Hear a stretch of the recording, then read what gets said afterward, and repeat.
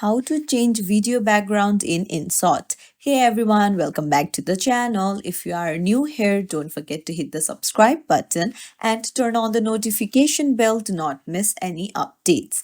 So in this video, I'll show you how to change the background of your video using the Inshot app.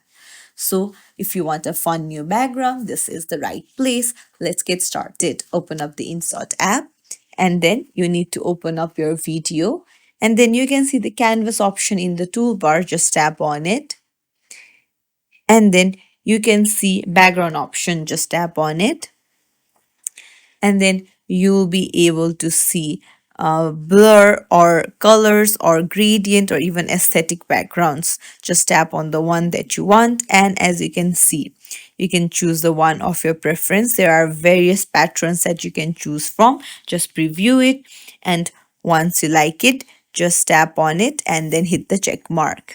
And that's it. It's as simple as that. If you found this tutorial helpful, don't forget to like and subscribe to our channel for more tips and tricks. Thank you for watching.